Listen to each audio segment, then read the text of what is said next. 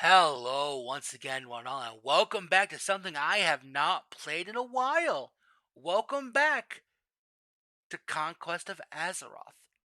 What is Conquest of Azeroth? It is a part of the Ascension private WoW server group of servers. Conquest of Azeroth's deal is it is 21 custom classes. You've got Reaper, you've got Barbarian, you've got Chronomancer, you've got Necromancer, you've got all kinds of things. And what I am playing right now is a Cultist. Now, a Cultist is basically think like if you play normal WoW, the Twilight's Blade. That's exactly what you are. You're a quiet member of the Twilight's Blade. That's pretty much what you're playing as. Now, each class is massively different, and each spec within said class is wildly different. For example, my class has four goddamn specs. I have Dreadnot, Tank, Godblade, which is what I'm playing right now, which is a mainly DPS. I've got Corruption. It's a caster. And then I've got a Heretic, which is apparently a melee healer. If I'm reading that correctly, I don't know. I haven't tried it yet. And what's cool is they're each flavored after one of the old gods. Now, I'm going to go over each class and each of its specs, and this isn't going to be like a one-off video. This, I'm hoping, is going to be a series of videos going over each class at certain level points. Like right now, I'm at level 20. And that's where each class's first tree is going to get. Level 20, what's the leveling process feel like? What's it feel in dungeons? How it feel in PvP? Except for healers, because who the fuck plays healer in PvP? Let's be honest. If you play healer in PvP, more power to you. You're a very small number of people. I'm going to be completely, utterly honest. But we're going to start with Godblade. Now, Cultist's main thing is their unique mechanic is madness. They have abilities which build up insanity. Downside is if you let your insanity get too high, you get pretty much terrified for 10 seconds and you lose all of your insanity, which is mildly annoying. Now, on the flip side of this, you have abilities that spend insanity, like, see, I'm going to use 3 of these, and then I'm going to drop a Twilight Hammer, which uses up my insanity. So effectively, what Cultist is the balancing act of getting your insanity up high enough and then following up with a heavy-handed attack. And it does surprisingly respectfully DPS. You also get little pets like little tendrils and stuff. Like I said, I'm only level 20, so I don't have everything unlocked because current level cap is 25. And I'll be doing, I don't know when they're going to change level cap again, so I'm going to just do these videos. And honestly, it's really good. You have that little thing on the ground is this, which causes your Twilight Hammer to deal more damage as well as stop healing, which is really good for PvP. You've got your Aegis, which Abyssal Ward reduces damage taken by 50% for 10 seconds, or for 5 attacks, but each attack you take reduces that damage mitigation by 10%, so 50, 40, 30, so on and so forth. As for what other abilities are, you've got an AoE attack power reduction, which is okay. You've got some cast abilities right off the bat, which is your Horror Bolt and Wrath of the Black Emperor, which you pretty much get these early, so they're kind of your go-to. You get tank these two, which is good for tanking. You get Corrupt Mind, which normally has a 2-second cast time, but because I'm spec'd into a certain talent, it's an instant cast, one of a cooldown. Yes, you are reading that correctly. It either fears an enemy for 40 seconds or fears an enemy player for 8 seconds. On this servers, fears, stuns, terrifies, and all that other crap are very strong and they last a very long time. It's kind of annoying. You got your buffs. You get a buff that's plus 10 mana, which is kind of nice. You get presences, which are kind of like DK presences from old Wrath of the Lich King and stuff, which are really cool. Now, this class is really strong. It also wears plate, which is really cool. Makes it really tanky. Issue is this class has no engage. What do I mean by that? It has nothing to close the distance. At your best, you have 30 yards of range to hit a target from range. Otherwise, you have to basically charge your way in. And as far as I can tell, there are no talent. Oh, well, you've got Empire's Grasp, which yanks an enemy to you, so it's less of an engage and more of a death grip kind of thing, which is kind of cool. But you really don't have any way to get yourself in the middle of combat outside of, charging your way in. And, you get some really cool abilities. Some CCs. Some CC stuff. Some buffs to your people. A way to, mana. Sorry. Mana conservation, which I'm going to be honest, as a cultist, you're a mana whore. You will run out of mana severely often. It sucks. At least as a Godblade, you will run out of mana fairly often. It kind of sucks. And over here, you've got, some debuffs, some CCs.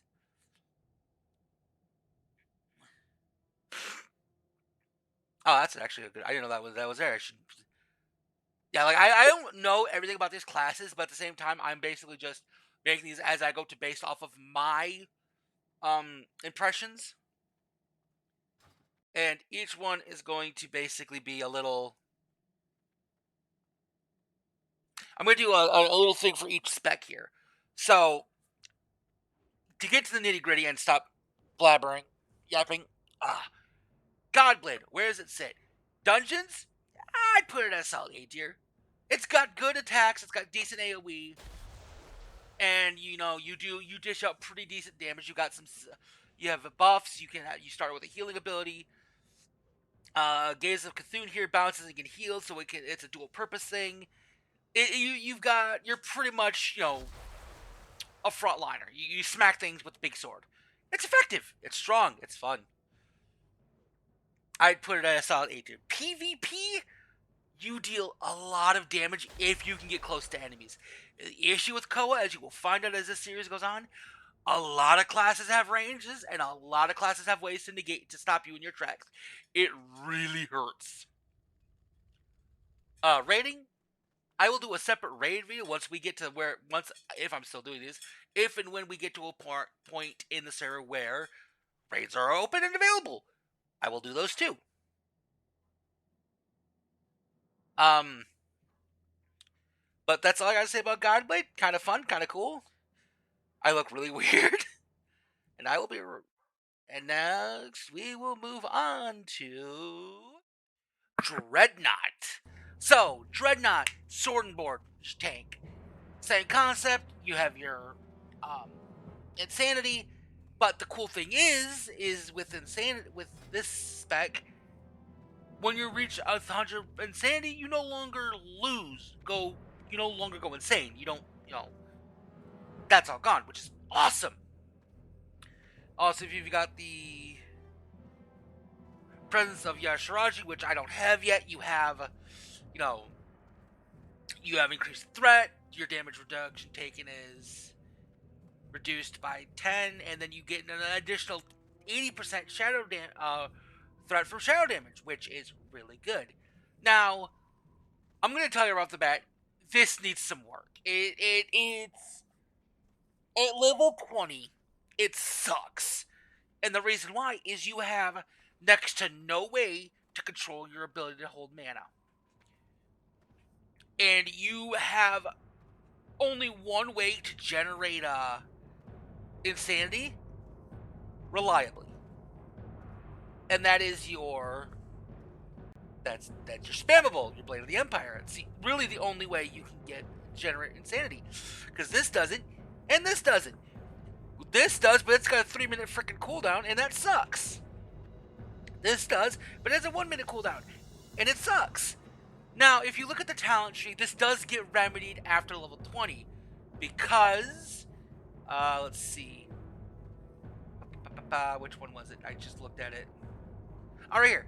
Shield Toss now generates 3 insanity per enemy hit. That's good. Stacking it with bouncing thoughts at, like, say 60, you could bounce up to 8 times, and that's 24. That is 24 insanity generated at high levels of generation. Another good one is you have this, which gives, when you block an attack, you generate 3 insanity, which again is really, really good. It's just, it's not enough. You don't have enough when you're at this low level. It really sucks. You have to rely heavily on your healer. And looking through, there's not many ways to generate insanity here. I mean, Eldritch, that does, but that's only if you get critical strikes, and that's not reliable at all. Let's look over here. Okay, and that's how, that right there. Ooh. That's actually really good, but that's 30. That would help with mana.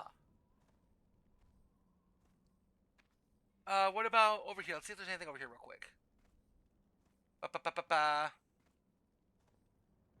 Yeah, no, there's not many ways to generate insanity.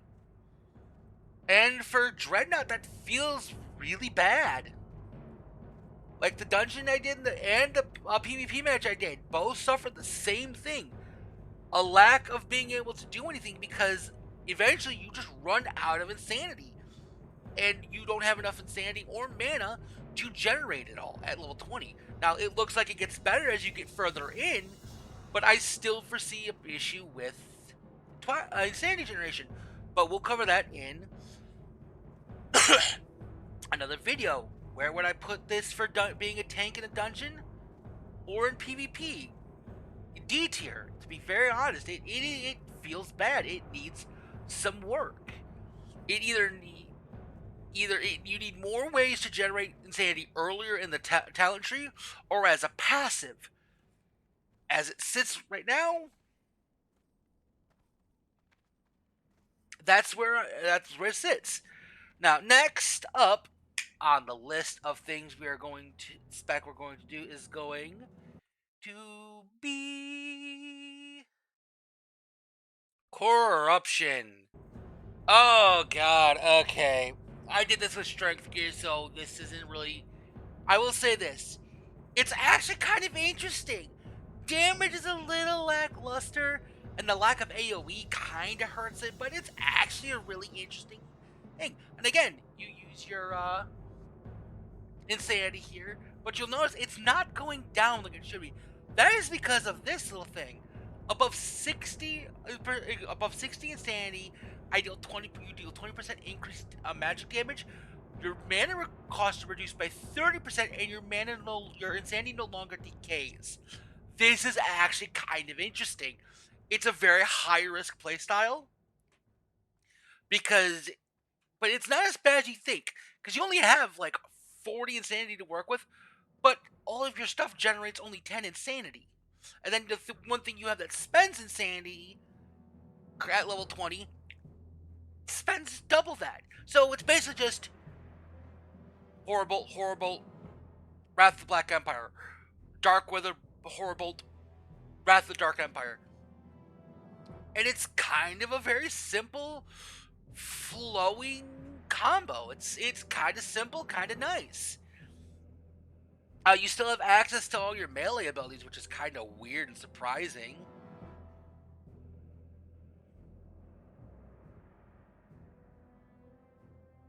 And as you go down, you actually get some pretty interesting looking AoE abilities. And a beam that does to all enemies within 8 yards of them. Oh, it hits one target that does damage to everything in 8 yards around it. This one chains to different enemies in dealing damage for over 6 seconds. But it deals less damage for each enemy struck, so there doesn't look like there's an upper limit of how much damage it can do. This one lifts them into... That's actually kind of interesting. Oh, and it causes them to take more damage when they're channeled. Well, it's channeled. That's actually kind of interesting. This curse an enemy dealing... Oh, that's, again, kind of nice. Ooh, that actually looks like it's gonna hurt. And again, looking through all this, you actually get some really nice abilities that look like they could be useful. So this looks like it has potential. It really does. Oh, and this gives your Gaze of Cthulhu now generates insanity. That's kind of nice. That resets the cooldown. Okay. Okay, that's actually kind of cool. That's interesting. I'll definitely put this at about a solid B tier. It's not the best, but it's definitely interesting. And last but not least, is Heretic. And I'm gonna be honest, I was not expecting what I got. It is a melee healer. Now, what do I mean by this is your entire kit is around dealing damage to heal. Prime example. Hold on, because that's not working correctly. We're gonna go over here. Abyssal Covenant. You link yourself to a party member for 30 minutes, and for 20% of all the damage you deal, you heal the person for. This is already quite interesting because you deal quite a bit of damage. But split this over into Malevolence, which deals a flat damage but heals the entire party for a H heal over time. Again, rather interesting. Then you have Mending, which is just spammable. You've got a shield, which you can spam out. It lasts for 30 seconds, but then it lasts for 30 seconds, but the cooldown, it has no cooldown, and the debuff only lasts for 15 seconds. So you can just spam that heal, that shield. It's honestly kind of interesting. I wasn't expecting that. Then you got Herald of Death, which you turn into a Forgotten One, increases your damage and your healing, and the duration of absorbs and healing effects by 100, basically doubling them. But when you're at the end of its duration, you lose all your insanity, and you don't get driven to total madness by reaching 100, which really gives this spec kind of a unique feel. I'm surprised. I'm not trying to gush over, but it's very interesting. And yes, it is a caster thing, which means you need intellect, and as you can see, I'm mostly intellect and low intellect, higher strength because I'm mostly got a hodgepodge of things. But honestly, I'm gonna have to put this at A tier for the 20 bracket. I won't say it's high or low to A tier, but it's comfortably an A tier. Even PvP, this is good. Like, I did a PvP match, and well, yeah, I'm melee, and I got fucked. Pardon my language. Repeatedly by anything ranged because I have no engage, and I'm squishy healer plus melee. What do you expect? But the fact that in the middle of a team of a mosh pit, if I am not instantly knocked out of the fight, I actually heal people, and I keep them in the fight longer while also contributing to the damage base, which don't knock it because it's actually quite a useful skill. It's kind of like playing Return of a Reckoning and playing Warrior Priest of Sigmar, or Priest of Sigmar, whatever, Warrior Priest, or whatever the fuck its name is, and Disciple of Cain. You heal your people around you by dealing damage, and honestly, it is something you don't see many games do. And I will definitely say it. So overall, where do I think Cultist sits? It's kind of a mixed bag. Godblade and Heretic, really cool concepts. Oh, Heretic, really cool concept. Really, it's interesting. It's actually really unique. Godblade, good melee. It's a melee spec. It's a melee DPS spec. It's good. It doesn't do anything flashy at level 20, but it definitely puts out damage, and it does respectable in either PvP or dungeons. Bulwark, Dreadnot, it needs some TLC. It definitely needs more ways early game to sustain its insanity to feel better. It's just it feels really bad trying to tank as a bulwark, as a dreadnought. Corruption, interesting concept. Feels a little clunky and a little lackluster on the damage, but again, not bad. So if I remember correctly how I rated them, Godblade I put it at low A tier because it's good, but it's not the best. Uh, Dreadnought I put at D tier just because of how bad it feels at level 20, and hopefully it feels better when they up the level cap. Hopefully it feels better. Corruption feels it's okay. I put it at B tier. It's not as fun or strong feeling as Godblade, but it's definitely got the potential once it gets to higher levels. And Heretic, I will again put it A tier, probably right next to Godblade, because maybe the uniqueness carries it. I don't know, but I definitely didn't have problems healing. Tank died a couple once, but that was mostly because I forgot I had a shield, wasn't using it. But that being said, if you've enjoyed, please feel free to leave a like or a comment below. Lets me know y'all want to see more of this, and a comment gives me some interaction with y'all and helps me with the algorithm. And I do enjoy talking to y'all. If I got anything fucked up or you want to call me out for getting some information wrong, by all means, feel free. I am not so up in my ego that I can't take criticism. As long as it's constructive criticism and you're not just being an asshole. And next, I don't know what class I'm going to do next, but I'm definitely going to take a look at what I want to try next. If you play Ascension, definitely give the Koa server a try. It's in beta, and they're sending out invites, and they've changed all the classes like that, and it feels really good. Hopefully, it's going to release soon. But until next time, I hope to see you all again. Bye bye.